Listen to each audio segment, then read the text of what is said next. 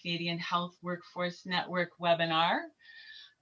This is on setting a research agenda for health workforce regulation and governance in Canada. So I'll be acting as your moderator today. I'm Tracey Adams from the Department of Sociology at Western University. And we are fortunate to have two wonderful speakers today. Kate Leslie is an assistant professor at Athabasca University and an adjunct professor at Western University, and she's the co-lead of the governance and regulation theme of the Canadian Health Workforce Network. Ivy Bourgeault is a professor at the University of Ottawa, and she leads the Canadian Health Workforce Network. And there are fuller bios available of both our speakers today on the website. Before we begin, I'd like to ask two things of you. Perhaps you can, as the webinar begins, introduce yourself in the chat so we have a sense of who's joining us today. And also, if you have comments or questions, we'd ask you to leave them to the end. And you can either ask those by raising your hand or in the chat after the presentation, and I'll moderate that part. So without further ado, I will turn things over to Kate. Great, thanks very much, Tracey, for that introduction. And thank you to everyone for joining Ivy and me today on this webinar about setting a research agenda for health workforce regulation and governance in Canada. What we're really hoping to do today is start a conversation and plant some seeds about where health workforce regulation research might be going in the future. So we're planning to keep the content here pretty short. We have about 30 minutes of content, and then we'll open it up to discussion. So we'll have lots of time for that at the end. And as Tracey said, you can put it in the chat. If there's anything urgent, you can feel free to interject, Tracey, at any time, but otherwise we'll have lots of time at the end as well. And just before we start as well, I'll let everyone know that if you head to the CHWN website, we've linked there to a special issue on regulation and accreditation in the journal Human Resources for Health. And that's a new special issue that's just starting to roll out some articles. The first paper in that is from Tracey, and it's about health professional regulation in the historical context and an international comparison. So since everyone on here is probably interested in health regulation research, I'd encourage you to check out that, and there'll be more articles as well coming to that special issue. Okay, so I'm going to share my screen here, and I hope that everyone is now seeing the introduction slide for the webinar. And okay, perfect. So just a little trick, and please forgive me if I am preaching to the choir of Zoom webinar experts here, but something that I just learned is if you don't have dual Zoom screens going, so you've just got Zoom on one screen, and you see that view options at the top where you're seeing my screen, you can click on that, and if you like, you can select side-by-side view, which is my new favorite way to view webinars, because you can see presenters and you can see your gallery view if you want as well. So if that's new info for anybody, maybe you learned something there today, you can slide that bar to the left and right too to make each side bigger or smaller. Okay. So here's what we're going to do in the webinar today. The first thing that I'm going to do is talk about a research report from the UK's Professional Standards Authority for Health and Social Care. And I'm going to invite you to think about how this might apply to Canada. As part of this, I'm going to be giving some examples of research that's been coming out of the very large data sets that are available in the UK and Australia. Next, I'm going to overview some of the recent changes to regulation in Canada, and I'm going to do this primarily by using media headlines to show what has been making waves lately in professional regulation. Then we'll talk about the CHWN activities, so the Canadian Health Workforce Network's activities around regulation and governance over the past year, and here's where I'll pass it over to Ivy to talk about a few of these. And then we'll open it up to discussion and hopefully have time to chat about building some connections and learning what other people are doing as well.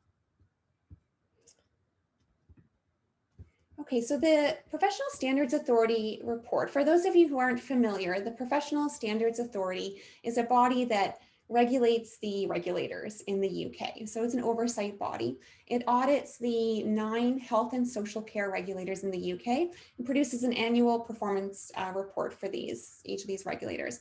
It can also independently appeal fitness to practice decisions to a higher court. And they also have a very strong research and regulatory policy branch. So this 2020 report, it's April 2020, it's actually already been updated for June 2020. It looked at health professional regulation research that it's been conducted over the past decade, and tried to draw out what we know and identify some gaps in areas that need further exploration as well. This research team concluded that some of the challenges that they faced when they were conducting this review reflected the fact that the study of regulation of health professions does not, as of yet, have a really strong and well-defined identity as a field of academic research. So the published evidence is diffuse, it can be hard to locate, it can be hard to interpret. Some of the research that they reviewed, most of it was not funded or commissioned by the regulators or produced within large academic groups that focused on regulation. So this meant that much of the work was small scale, local, uni-professional, and they found that actually a lot of it was individual graduate student projects. So rather than making use of some of the really large data sets, it should be available to conduct some larger studies and generate stronger evidence about regulation. So it's worth reviewing this whole report in its entirety to see what the evidence was found about discipline and entry to practice, patient safety, professional standards. There are lots of different areas that they touched on. But overall, the team concluded that health professional regulation is emerging as a field of study that is growing in academia, and that the regulatory community and academics should be working together to define and set an agenda for this field in order to get really high quality evidence on which we can base our regulatory activities and our regulatory reform.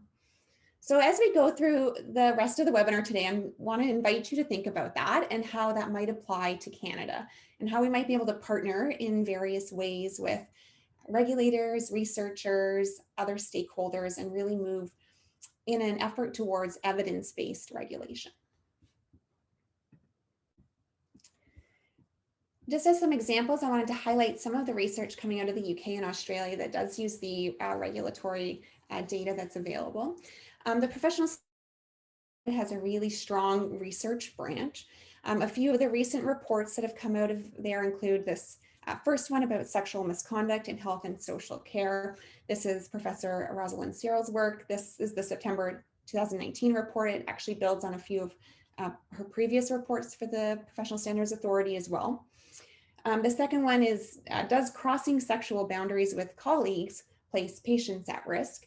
And they undertook some commissioned research to figure that out. And the final one here is a community partnered research with a community group to look at patient and public perspectives on future fitness to practice processes. And I'll just point out too that fitness to practice in the UK is a wider encompassing term than we generally think of here in Canada. It encompasses more than incapacity. It would look at discipline and all the conduct and capacity issues as well. And in Australia, the Australian Health Practitioner Regulation Agency, so this is the national body that's responsible for the administration of the nationally coordinated regulatory scheme. There's a comprehensive national public register for all health professionals that OPRA maintains, and that has over 700,000 health professionals on it. And they collect registration data for all of these health professionals. It helps inform health workforce planning, and there's significant research infrastructure to facilitate the use of all of this data. So here are a couple published findings from the last year or so.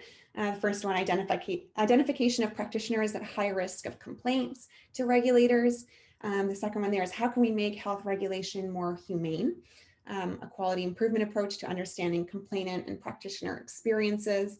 And the third one, sexual misconduct by health professionals in Australia. It's in a 5-year retrospective analysis of notifications, so complaints and notifications from other colleagues and employers to health regulators. And I've linked all of these, and if we share the slide deck afterwards on the CHWN website, all of these, I've got them hyperlinked at the end, so you can get to all of these if you want more information. Most of them are open access. Okay, so now I'd like to overview the Canadian landscape in terms of some of the recent changes to regulation in Canada. Now, again, I'm mainly using these media headlines to help paint the picture and also to show that I think this is an area of increasing public dialogue, and it really is a live topic of debate right now. So first, there is a reform underway in BC that's, in regulation world, pretty dramatic reform. This all started with an external review called the Caton Report, and that's because it was conducted by Harry Caton. He was previously with the Professional Standards Authority in the UK. And this report focused both on the performance of a specific regulator in BC, the one for dentists, and also looked at the overall legislative framework for regulation in BC. The report was really highly critical, called for major reform. The first headline there kind of sums it up: rip up the current system and start over. And that's Harry Caton in the foreground there, and Adrian Dix, the health minister, in the background. After the Caton report, there was an all-party steering committee that was formed. It released its initial reform proposals at the end of 2019. And then there was a public consultation period. And then the final report with recommendations came out at the end of August this year. So this is a picture of the modernized regulatory framework that is probably moving forward now in BC. What it kind of strikes me is that it's quite similar to the UK model. It has an oversight body that's new, independent discipline panels, those are new. The regulatory colleges would be changed in their governance structure. There will be smaller boards, 8 to 12 members, no elections, and parity between public and professional members. So quite a few steps away from the traditional tenets of self-regulation. And this is a picture of what the regulatory, the new structure of regulatory colleges would look like. So this is a push towards regulatory efficiency, cost effectiveness, economies of scale by having fewer but larger regulatory bodies. So this is a reduction from 20 down to 6. That would include nurses and midwives joining. That's already happened as of September 1st. Podiatrists and physicians and surgeons joining, that's also already happened. Then the oral health professions would all join together. Pharmacy stays on its own. Allied health and care professionals and alternative health and care professionals. So those will be the 6 colleges going forward in BC. That's the picture in BC. A somewhat similar picture moving forward in Alberta, though it's at a much earlier stage. This is a 2020 consultation report from Alberta Health that, as you can tell by the title, is also about efficiency and effectiveness. So these are in line with the international trends and this movement towards modernizing regulation. And what I think is really important to think about is whether these modernization efforts are not just change for the sake of change, but evidence-based in terms of aligning with our changing societal values and expectations about regulation and health workforce as the landscape continues to shift. And speaking about this sort of shifting landscape, here's a few headlines as well about shifts in scope of practice for nurses. So this is over about the past month or so in Ontario and BC. So in Ontario, we had the registered practical nurses scope of practice expand. And this first headline here is about the RNAO, the Professional Association for Registered Nurses, concerned about that expanded scope for the practical nurses. And then in BC, authorizing nurses to prescribe safe alternatives to toxic street drugs, given the opioid crisis and the overdose deaths that have continued to increase during the pandemic. So those are a couple changes. There's also lots of changes around things like team-based care, more unregulated care providers, aging workforces, transitions to virtual care, the use of artificial intelligence in regulatory processes, just to name a few of the sort of major topics that are continuing to come up in regulation. Some of these changes have been accelerated with the pandemic. And the question I think around these is, will these changes stick around post-crisis? So will these reforms that have been made be determined to still be in the public interest when one day we can say we're no longer in crisis mode? So here are a couple headlines from the past few weeks about virtual care or telemedicine and how maybe it's going to stick around. And this certainly has regulatory implications. So how is the public interest conceptualized longer term when we're regulating something like virtual care? And then finally here on the Canadian landscape, here are a few headlines that to me bring up the important concept of the limits of regulatory authority and the role and relationship between the state and professions, which has continued to evolve over time. So the first one here is a case that's making waves across Canada and internationally. It's been 5 years in the making, regarding a regulator that disciplined a nurse for speaking out about her family's experience of what she considered poor nursing care in a long-term care facility. She posted it on Facebook and Twitter and got disciplined for that. And that's just a few weeks ago being overturned at the Saskatchewan Court of Appeal. The second headline here is from Alberta, with the Minister of Health issuing an order for the Physicians and Surgeons Regulator to change their standards of practice in order to reduce the en masse leaving of physicians from the province. And this is part of a much larger pay dispute that's ongoing in Alberta.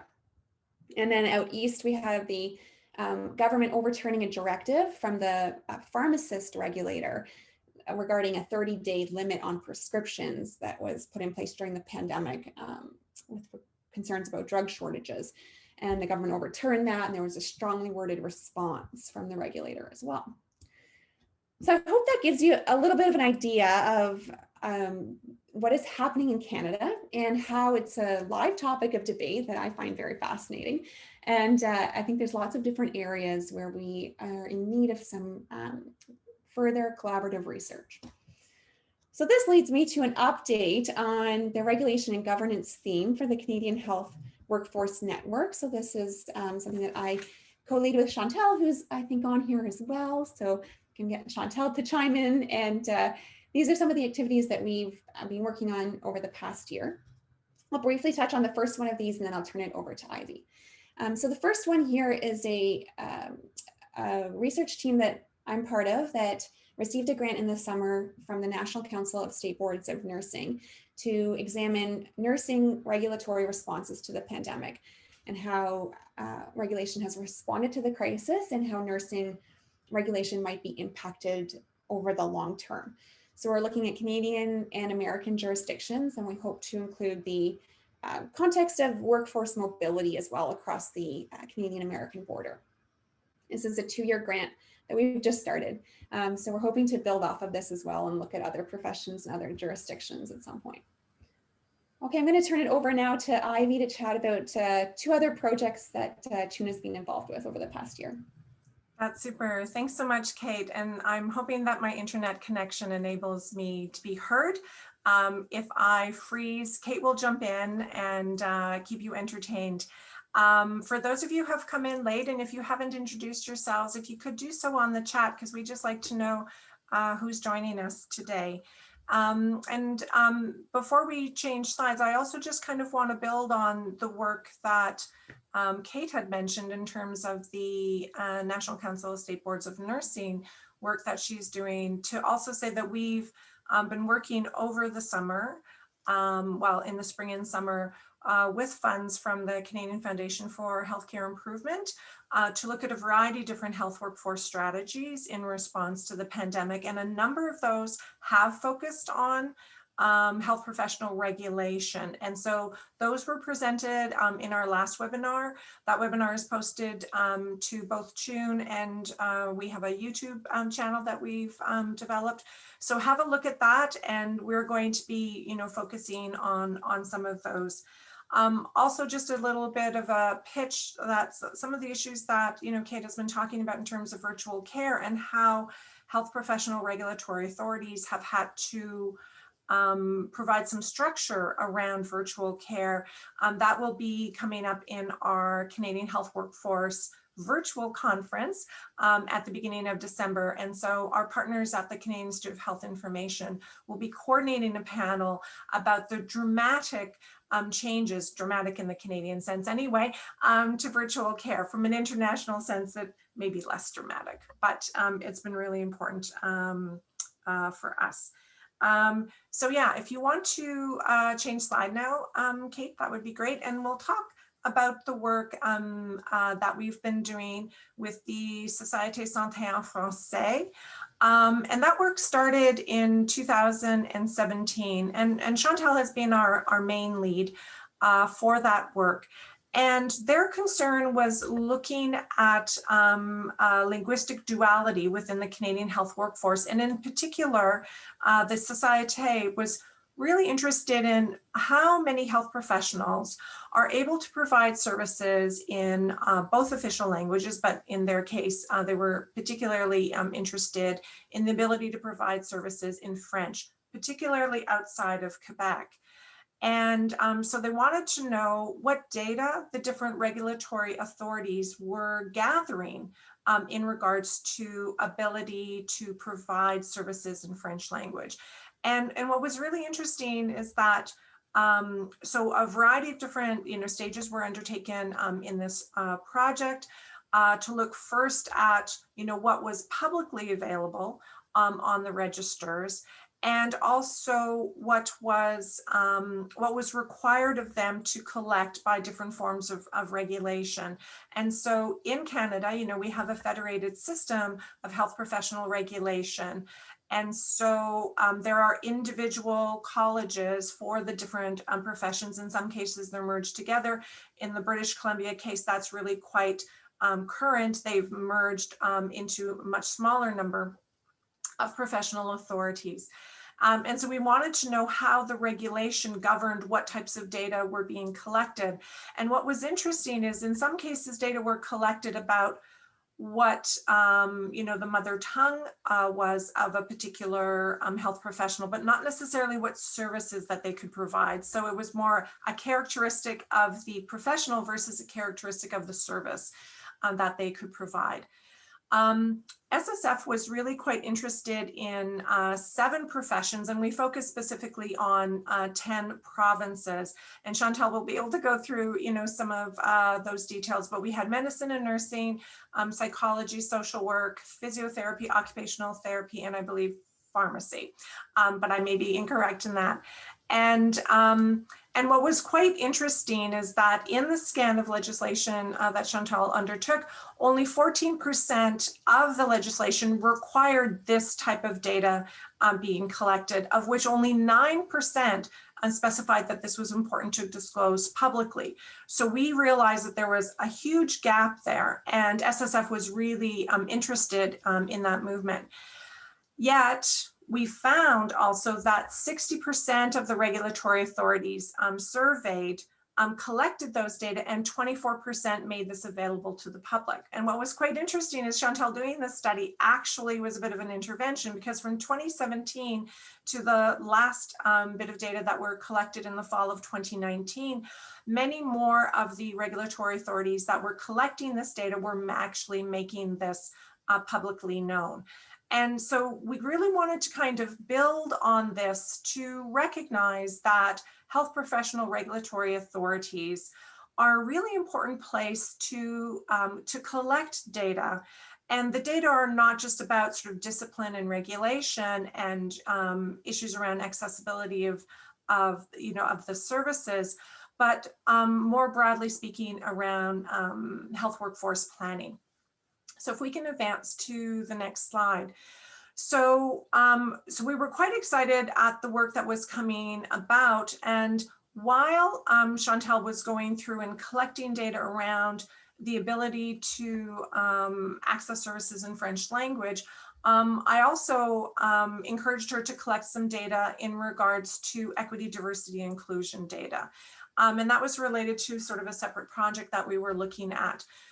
We knew that there were minimum data standards. So in Ontario, they had developed a a minimum data set called the Health Professions Database that all of their regulatory authorities must provide to the ministry for the purposes of health workforce planning.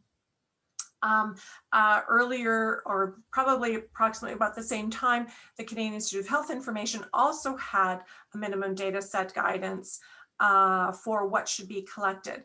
Neither of those two forms of guidance went beyond gender as a binary, did not include any data on race or Indigenous identity or disability. And in Ontario, they actually did have data on accessing services or ability to provide services in French language. So that was really quite interesting.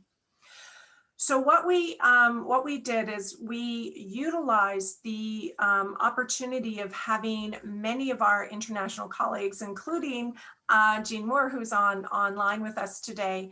When we were gathering together for the International Health Workforce Collaborative meeting last October 2019, we built onto that what is called a Best Brains Exchange. And so that was applied through the Canadian Institute of Health Research.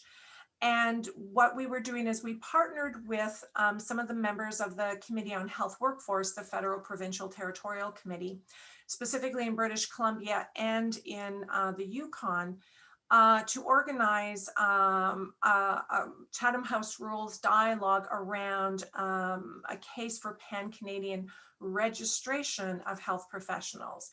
So there's both the regulation part of it and the registration. And we opted to kind of shift our focus just on registration with the hopes that that would enable us to collect data. And so that was a really unique opportunity. And what we did was we were able to gather together many of the different pan-Canadian health organizations, including folks from CHWN and the Canadian Patient Safety Institute, different regulatory authority associations at the national level. So again, remember, they are largely regulated at the provincial territorial level, but there are many national organizations like the Federation of Medical Regulatory Authorities, Canada, the Canadian Midwifery Regulators Consortium. And so we had many of those folks there. And also, reflecting on the fact that we wanted to broaden equity data, we had a number of Indigenous health organization representatives there. COVID happened, and we saw a variety of different activities at the different regulatory authorities. Many of them were accelerating registration for new graduates and internationally trained doctors. They were enabling greater flexibility in scopes of practice to ensure surge capacity. They also rapidly enabled interprovincial jurisdiction and mobility, including the provision of virtual care. So there were some really remarkable changes that were seemingly taking a very long time, which were rapidly implemented within days, as opposed to weeks and months, and in some cases years. And then we're also making decisions about temporary or emergency registration. Now, so a lot of those changes were made in advance of wave one.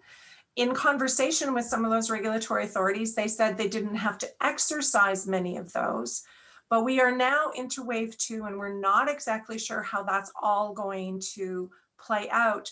So there is some really interesting dynamic changes that are happening at the level of regulatory authorities.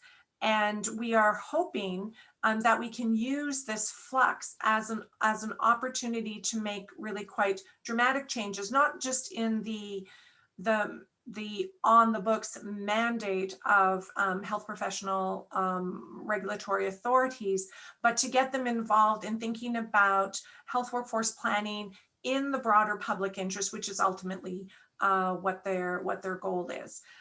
So we are working together with a number of organizations to build on the Best Brains Exchange to accelerate conversations in regards to developing an equity-informed minimum data set to support health workforce planning, and not just support health workforce planning in the regular context, but what types of data would we have to include to enable better planning in terms of surge capacity and responding to the different types of emergencies that we are experiencing now and that we may experience in the future. So that's a bit about, you know, some of the work that we've been doing and some of the work that we're hoping to embark upon. And also just more broadly, how health professional regulations, because, you know, we think of this as such an important issue. That's why we identified this as a key theme of the renewed Canadian Health Workforce Network. And we're really, really pleased to have Chantal and Liz and Kate co-lead that and kind of move that agenda forward. So thanks so much for that. Right. Thank you very much to both our speakers. That was really interesting, and I think we all found it very helpful. Before we jump to questions and comments, I was invited to provide some commentary, so I'm going to take advantage of that opportunity and do so, and just say a few things, or add or maybe emphasize a few things that have already been said, you know, on the topic of a research agenda for health workforce regulation. This is a topic I'm very much interested in. I'm actively researching in this area. I have a SSHRC grant on regulatory change in Canada. And, you know, as I try to familiarize myself with the field, really this lack of evidence-based research is really just so clear. And, you know, when you have that in the context of really rapid policy change and a lot of policy discussions, it creates a really interesting situation where we have, you know, people eager, policymakers eager to invoke regulatory change and make improvements, but really without knowing what direction to go in. And so I think that there really is a key need for, you know, a research agenda for more evidence-based research in this area. I would also add a more critical approach. You know, I've seen policy documents, them sometimes citing other people, but when you get down to it, often there isn't a whole lot of research there. And there are certain things that are becoming truisms, I think, about new directions and about, you know, the ways to go, you know, which I think that as researchers we can question, you know, is there truly evidence to support that direction or not? So I think we need evidence-based research, we need critical research. I think we also need to keep in mind that there may not be a one-size-fits-all model for regulation, right? So that what's happened in the UK and the developments of the PSA, you know, it's not necessarily the case that the UK model can just be picked up and plunked down in other settings and then just instantly work. It was developed under a very particular political context, with a very, in a different regulatory system than we have in Canada. And that was responding to really a system in crisis, which is, you know, I don't think often in the Canadian context, I think we have areas of improvement. I don't think we're in crisis. So I think we need to keep in mind that regulation is always to some extent responded to local concerns and community interests. And while we increasingly live in a global society, and so that we need to definitely move beyond that level, I'm not sure with healthcare we need to you know, ignore the importance of locality. What works regulation-wise for Ontario may be different than Saskatchewan, may be different than Nova Scotia. And so while we need to, as Ivy said, think about these national movements for registration and data and harmonizing, I don't know that we can completely lose the importance of locale and group. And then also just again to highlight this idea of COVID really providing this moment where we're starting to see rapid change and shifting ground. And, you know, Kate raised the question, you know, okay, well, what's going to happen after?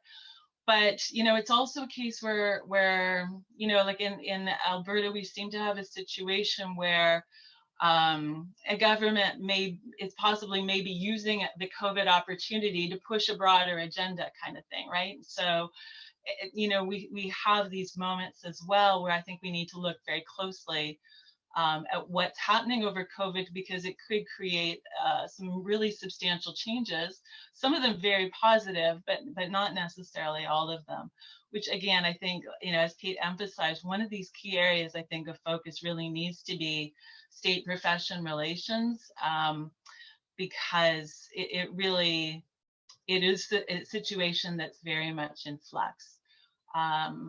So yeah, I think that's all the comments I wanted to add, just to provide some different additional thoughts on this research agenda and how important I think it really is at this moment in time. And now I'd like to open up the floor for comments and questions. People can add things to the chat, or you can use the raise hands function in Zoom under the participant tab. There is a comment in there right now, so I'm going to read that first. And so Pat Vanderkoy asks, I wonder if you have connected with HEAL, Organizations for Health Action. I'm quite certain this alliance of professional associations would be very interested in your work, and certainly about the work towards workforce planning and regulation. So Ivy and Kate, do you have any response to that? Yeah, I can start first and speak to us. So we're very familiar with HEAL, and many of the HEAL partners have been supporters of our Canadian Health Workforce Network. And yes, there are a variety of different stakeholders that can be involved in health workforce planning, and many of the professional associations are really quite interested.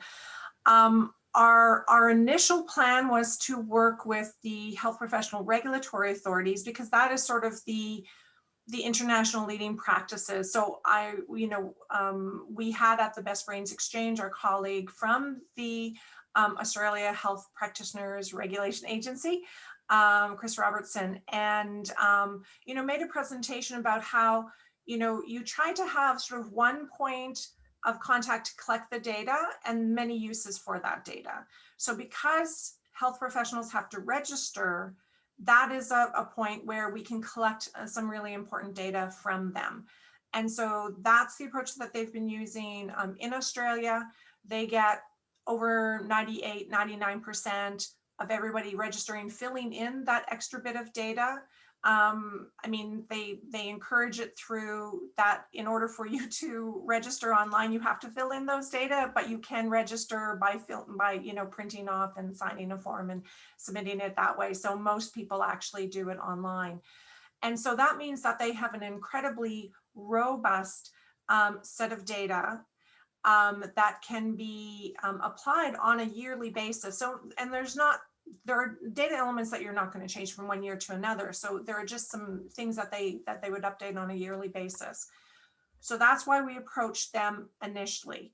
But of course, the professional associations also have members, and we could use that member registration process as an opportunity to collect data as well. So they have a really important role to play in collecting much better data. Because right now the situation that we have is untenable, to be really, really honest. We don't have a sense of, well, we don't count personal support workers at all. There is a registry in Alberta and a registry or a licensing process in Nova Scotia, but beyond that, we don't have anything. Many of the health workers in the mental health and substance use workforce, we also don't know about them. And so we shouldn't be relying on survey data to understand what is the capacity of the workforce to really be able to respond to needs. So absolutely, the HEAL organizations are very much a point of reference. We initially talked to the regulators, but we'll definitely talk to them. So thanks. And I think there was also a clarification from Chantal in the chat where she said that the first phase of the SSF project included all associations, and in some cases, regulators referred to the association for data. And in some cases, associations and regulators have sort of a dual role. And so that's important to also keep in mind. So about raised hand, Lisa Morgan, did you have a question? Yes, and I will turn on my video so I'm not just an anonymous, if it will. There. I have read some of the stuff out of the UK on changing the way health professionals are regulated, and I also saw a report that came out of McMaster. And what interested me a lot about some of the ideas were about grouping health professionals who did the same work. And I really like that idea because it breaks down the professional silos. I'm a director of the School of Midwifery, so I imagined grouping all reproductive healthcare providers where we can put midwives, nurse practitioners, gynaes, OBs, family doctors, performing the same kind of similar scopes. And like I said, in terms of breaking down silos and encouraging team work, and we know that teamwork can really be good in terms of safety, outcomes in terms of safety, and that's what our regulatory colleges are about. So I guess my question is for Kate, because BC really mostly chose to keep those silos, and I will say to the chagrin of the International Confederation of Midwives, joining nurses and midwives under one regulatory college is not what they're looking for. So I wondered if you had any thoughts about the way those 6 were chosen. It's a really good question, Lisa, and there's, I think, a lot to think about in terms of those silos, and certainly the discussion and dialogue around the BC change into those 6 was saying that this would help break down silos, and that is critical of the previous individual model, and that grouping them in the way that they're grouped is a way to recognize the modern realities of team-based care. But obviously that's not necessarily the case for all professions, and I think that there would be some some professions that might feel that being grouped into complementary and alternative care, just in terms of that language, is maybe not how they wish to be viewed or something. I mean, there's certainly a lot around language and discussion in that as well.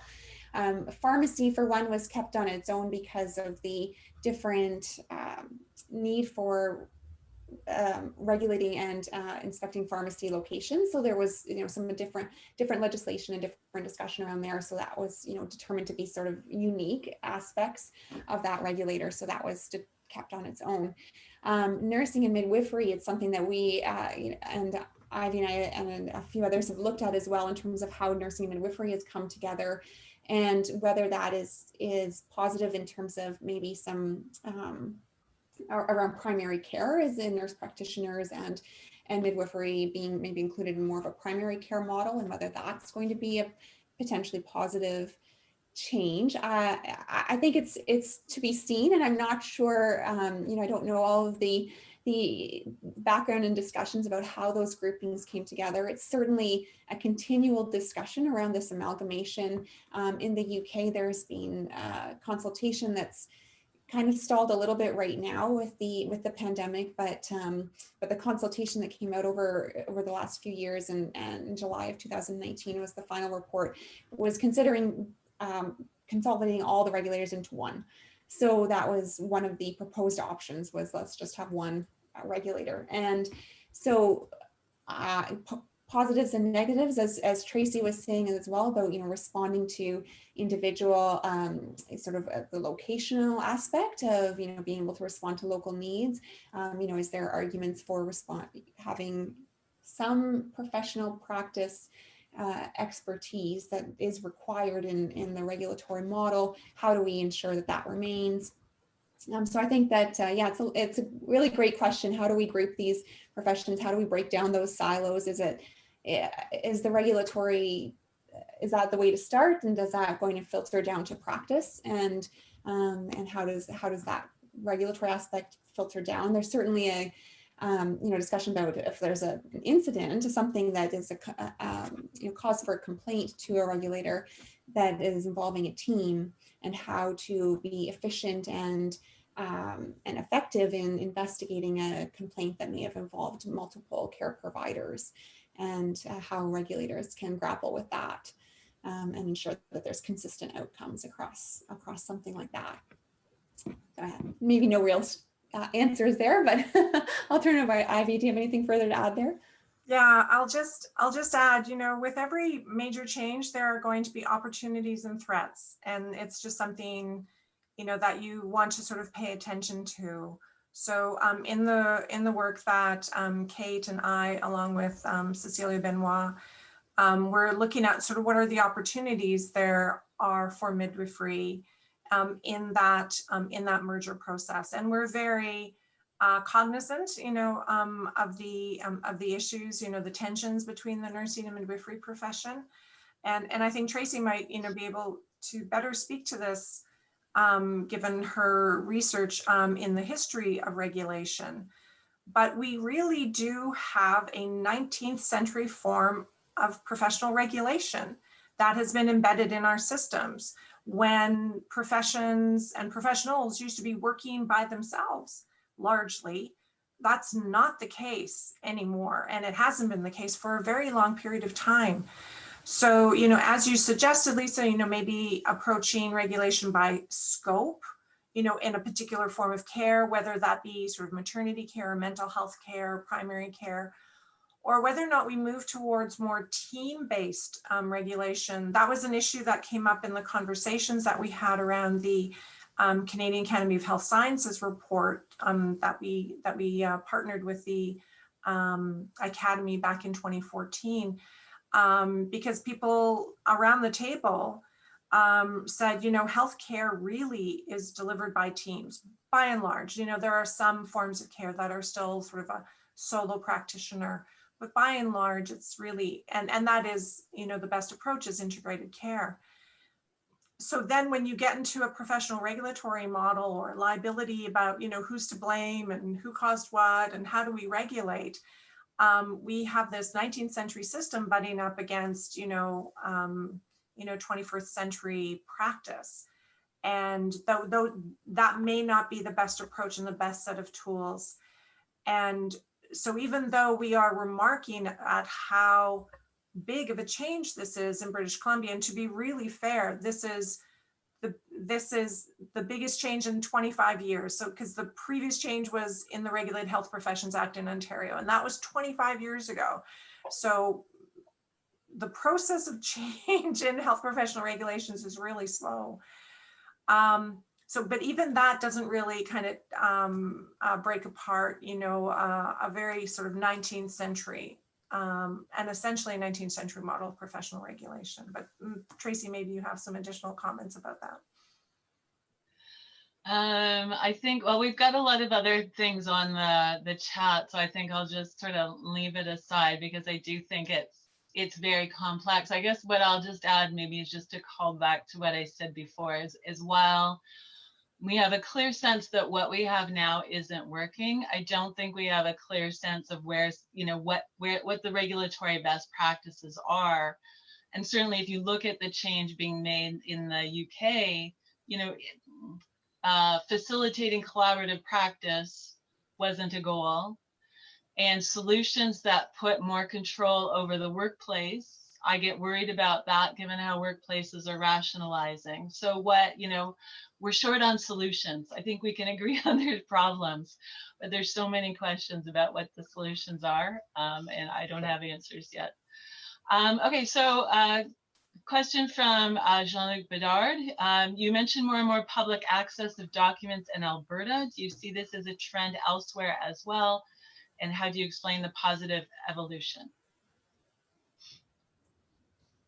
Yeah, I'll start off here and just say I think the trend, yes, towards transparency of registration and regulation processes and outcomes is certainly diffuse. I think it's across a lot of different sectors, and it's also seen in regulation as a a trend and as a social evolution as well, that there's less of the sort of, you know, trust us, we know what we're doing and we did this right, and much more of an understanding of the public being interested, and that sometimes the public is being interested is also, you know, showing is in the public interest to provide that information.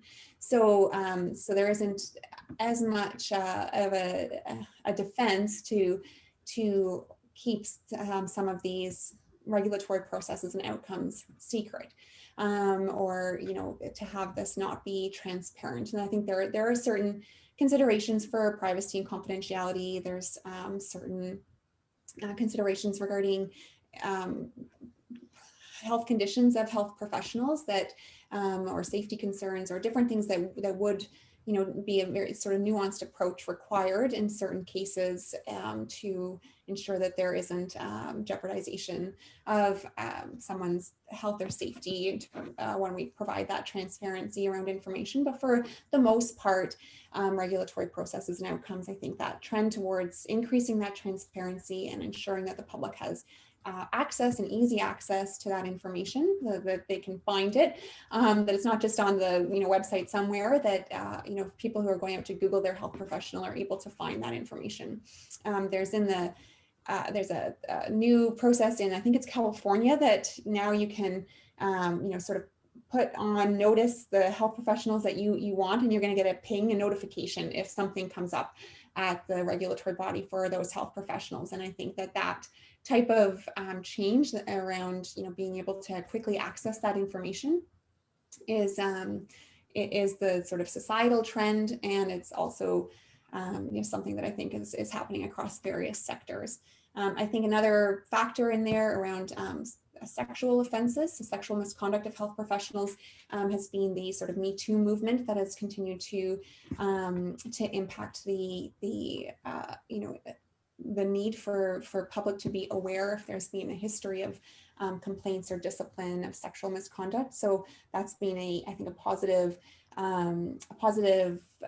push to regulators to be ensuring that kind of information is out there for public, and that it's not just, you know, requiring somebody to have a chaperone in the room, or, you know, post a sign that nobody ever reads in their waiting room and that sort of thing. So those types of changes are slow to come, but have been sort of accelerated, I think, over the last few years.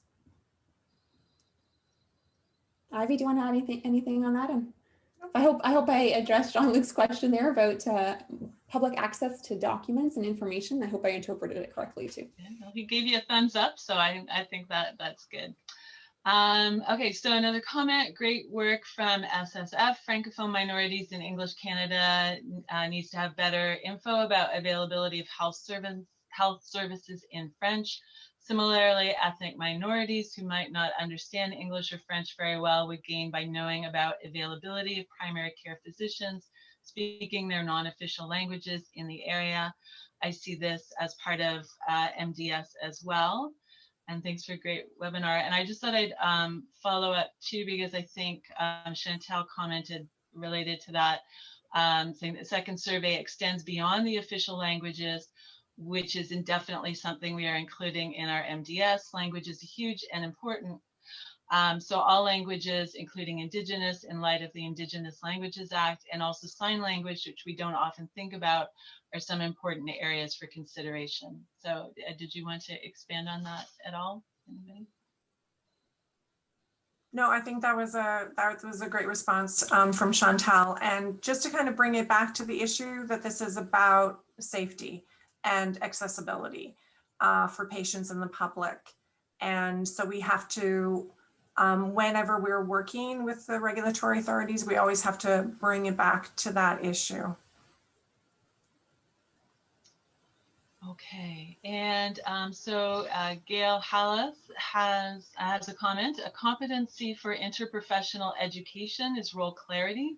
This is what we aim for among the students, and when they move into practice, might be something to further investigate within the regulators and how familiar they might or might not be with the roles of other professional organizations. Yeah, so I think the issue in regards to, interprofessionalism and sharing of competencies, there have been a variety of different approaches. So we have different forms of health professional regulation in Canada vis-a-vis scopes of practice. In some cases, we have controlled acts or protected acts. In some cases, we have just protected titles.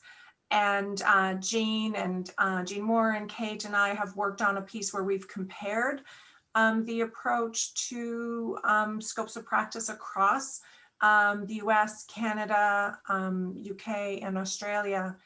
And so there are a variety of different ways. Some of them are more rigid, some of them are more flexible in that regard. And so in some cases where there has been overlap, like in the Ontario case, they are required to kind of work together to kind of flesh out the who does what, kind of like what Lisa was describing there in terms of overlapping scopes or regulating by scope. But I think, Kate, that you were speaking to sort of another approach in terms of looking at scopes. But it is a really, really important issue because, again, how do we use the regulatory frameworks to enable interprofessionalism? Because you can train all of the students to work interprofessionally, but when they come out into practice, and if they're regulated and funded completely separately, then they align to this, 19th century model. Yeah, that's a great comment, Gail. Thanks for Gail. I'd love to connect with you afterwards as well, maybe, and we can chat further about how we could. I know Gail's got some work on the go about that type of thing too. Okay, so those are the questions we had right now. Does anyone? We've got about 5 more minutes, so there's time for another question if anyone has one.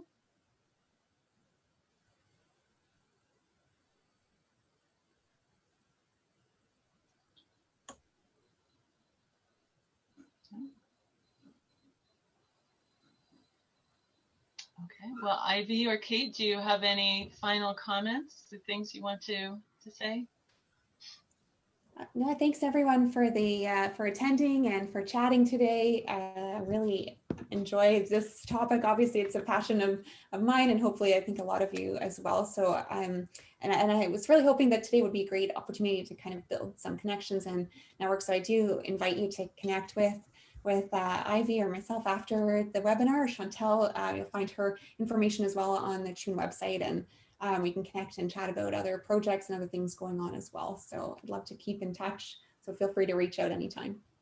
Yeah, so come to the CHWN website, have a look at what we're promoting there. And we're trying to get a sense as to kind of research in progress, as well as recent publications that are coming out.